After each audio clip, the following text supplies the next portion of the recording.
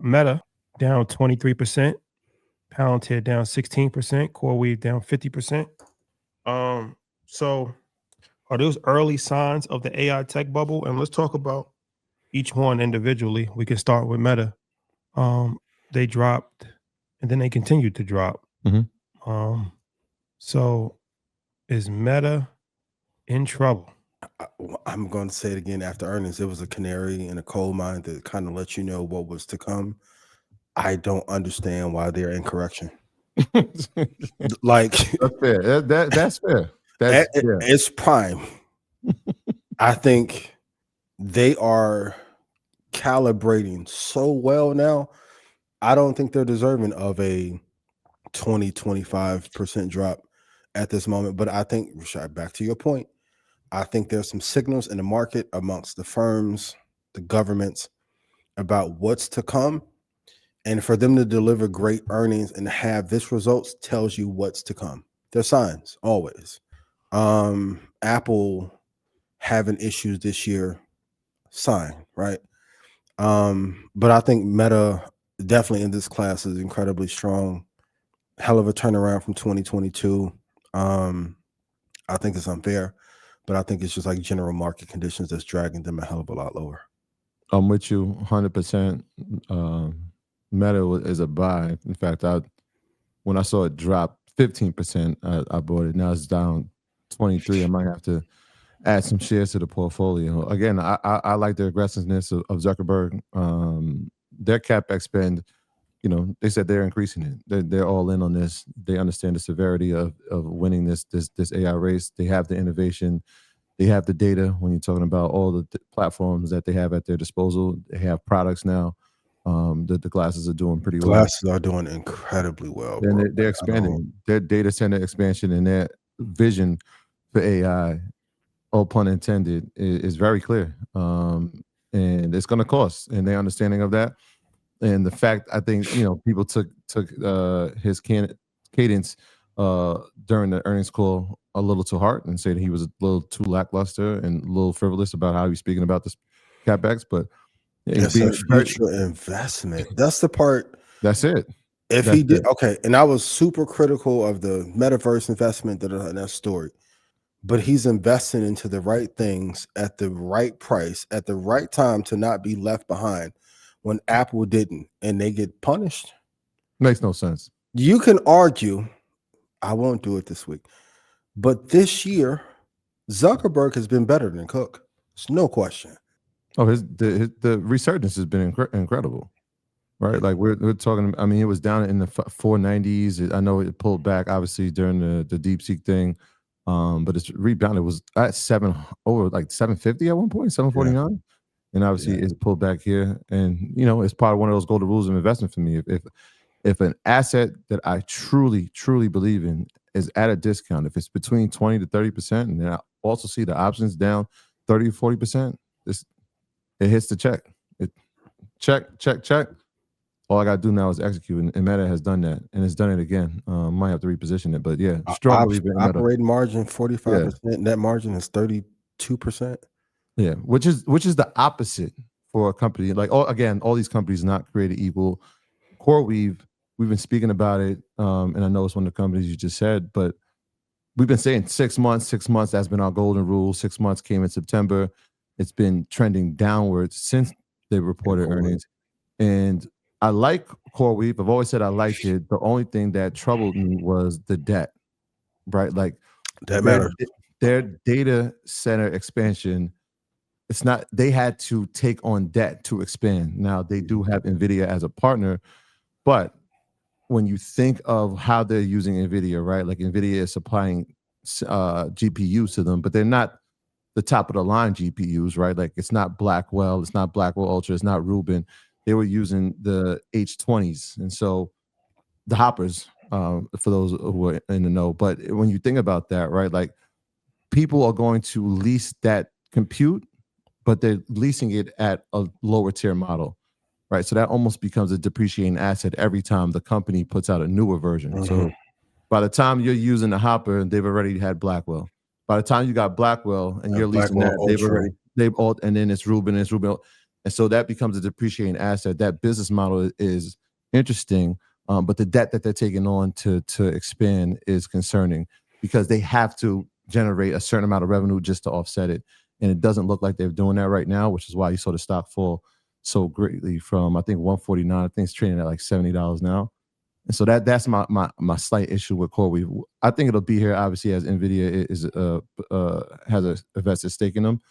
But that's my major concern with CoreWeave. Even with that, CoreWeave having a partnership with NVIDIA, CoreWeave's a mistress with a lot of debt. Just because you get to hang out once a week, it does not mean that your primary investment is over with. All y'all who kept acting like y'all on NVIDIA, it's over with. There's some debt is good. This is a prime example of why it's not. No. What you saying? They're over with CoreWeave? Not saying that they're not A class. No.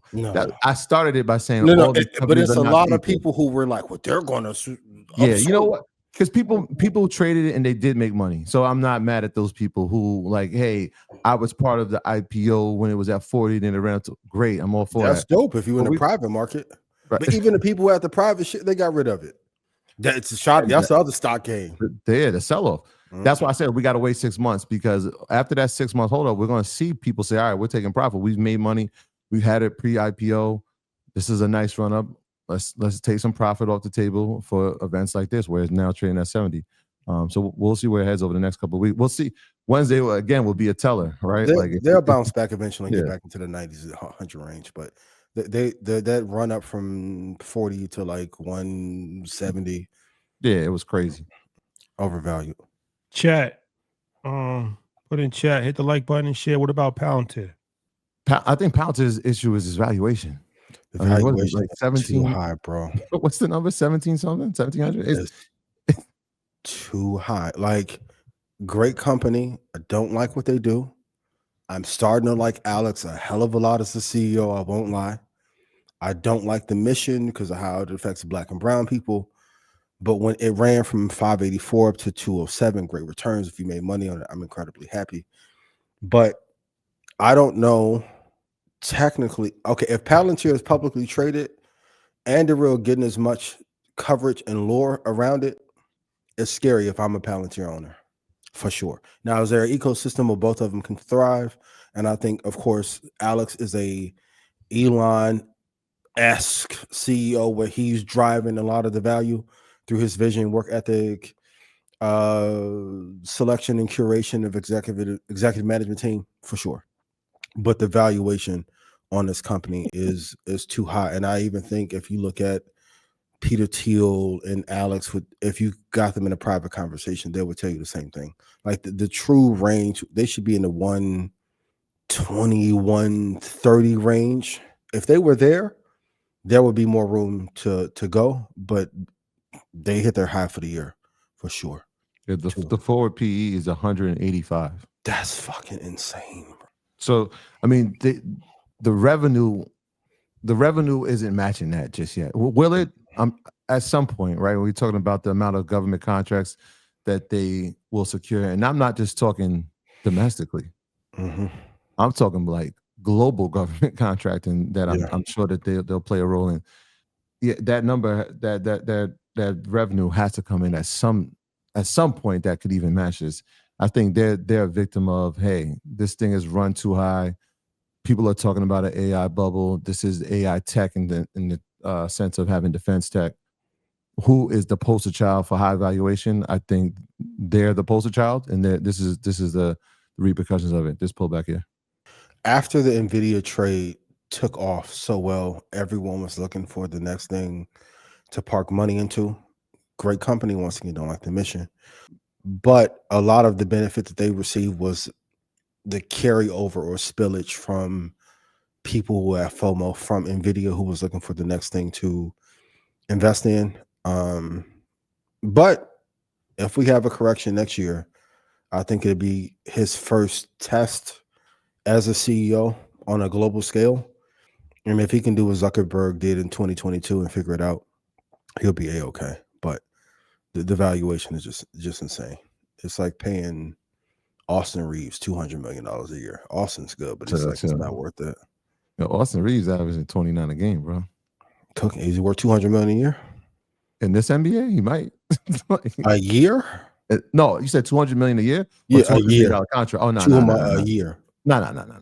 Yeah. Brian Herb, get back on the court. No. He's back.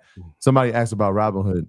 Is it, you know what? It's crazy. A year ago, almost a year to the day, we sat down in Miami at their conference, and Robinhood was trading at $38.